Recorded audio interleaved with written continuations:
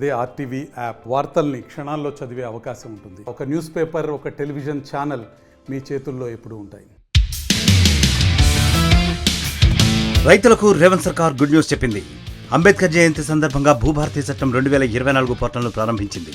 భూ సమస్యల పరిష్కారం కోసం కాంగ్రెస్ ప్రభుత్వం ధరణి స్థానంలో భూభారతి పోర్టల్ను తీసుకొచ్చింది. ఇంతకీ ధరణిని కాదని కాంగ్రెస్ ప్రభుత్వం భూభారతిని ఎందుకు తీసుకొచ్చింది? భూభారతికి ధరణి పోర్టల్కు మధ్య తేడా ఏంటి? వ్యవసాయ భూముల రిజిస్ట్రేషన్లు, మ్యూటేషన్ల ప్రక్రియ కోసం కొత్తగా భూభారతి పోర్టల్ను అందుబాటులోకి తీసుకొచ్చింది తెలంగాణ ప్రభుత్వం. బీఆర్ఎస్ హయాంలో తీసుకొచ్చిన ధరణి 2020 స్థానంలో ఈ భూభారతి పోర్టల్ను రూపొందించింది. ప్రస్తుత భవిష్యత్ అవసరాలను తీర్చిదిద్దేలా ఈ కొత్త చట్టాన్ని తీసుకొచ్చింది. ఇందుకోసం దాదాపు 18 రాష్ట్రాల ఆర్ఓఆర్ చట్టాలను పరిగణలోకి తీసుకుంది ప్రభుత్వం. వాటికి అనుగుణంగా రాష్ట్రంలో కొత్త ఆర్ఓఆర్ చట్టాన్ని తీసుకొచ్చింది. అంబేద్కర్ జయంతి సందర్భంగా ఏప్రిల్ 14న భూభారతి పోర్టల్ను సీఎం రేవంత్ రెడ్డి ప్రారంభించారు. భూభారతి మార్గదర్శకాలను కూడా విడుదల చేశారు. మొదటగా పైలట్ ప్రాజెక్టు కింద 3 మండలాల్లో ఈ భూభారతి పోర్టల్ను అమలు చేయనుంది. అయితే భూభారతి ధరణి పోర్టల్కు చాలా తేడాలున్నాయి. ధరణి పోర్టల్లో భూ సమస్యలకు సంబంధించి దరఖాస్తు చేసుకోవడానికి 33 మాడ్యూళ్లు ఉండేవి. ఒక్కో సమస్యకు ఒక్కో మాడ్యూల్ను ఏర్పాటు చేశారు. అయితే అవగాహన లేకపోవడం వల్ల చాలామంది రైతులు ఒకదానికి బదులు మరో మాడ్యూల్లో అప్లికేషన్ పెట్టుకునేవారు. సరైన మాడ్యూల్లో లేవని అధికారులు వాటిని రిజెక్ట్ చేసేవారు. దీంతో ప్రతిసారి 1200 ఖర్చు చేసి పదే దరఖాస్తు చేసుకోవాల్సి వచ్చేది. భూభారతి పోర్టల్లో కేవలం 6 మాడ్యూళ్లను మాత్రమే ఏర్పాటు చేసింది కాంగ్రెస్ ప్రభుత్వం. దీని ద్వారా రైతులు సులభంగా భూ సమస్యలను పరిష్కరించుకోవచ్చు. భూ సమస్యపై పోర్టల్లో దరఖాస్తు చేసుకున్నట్లు భూ యజమానికి ఎస్ఎంఎస్లు కూడా వస్తాయి. అలాగే రైతులు అప్లికేషన్ స్టేటస్ చూసుకునేలా ట్రాకింగ్ వ్యవస్థ ఉంటుంది. అయితే ధరణి పోర్టల్లో ల్యాండ్ రికార్డ్స్ కనిపించేవి కావు. కానీ భూభారతిలో భూముల వివరాలను సులభంగా చూసుకునే సదుపాయం ఉంది.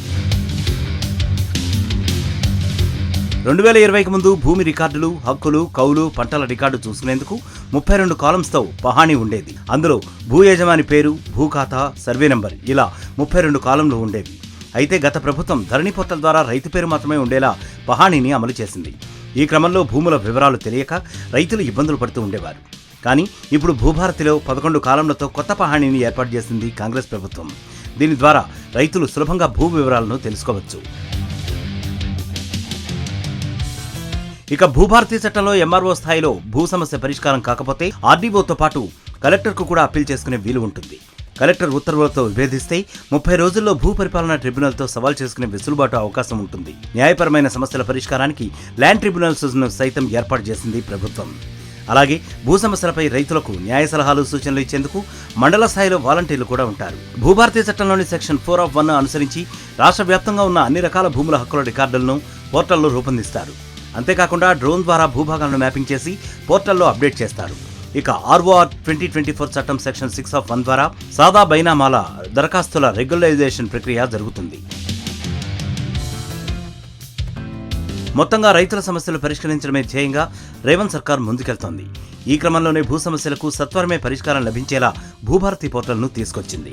మరిన్ని వీడియోస్ కోసం ఛానల్ ని సబ్స్క్రైబ్ చేయండి. లేటెస్ట్ అప్డేట్స్ కోసం వాట్సాప్ ఛానల్ ని ఫాలో అవ్వండి. ఆ లింక్ డిస్క్రిప్షన్ లో ఉంది.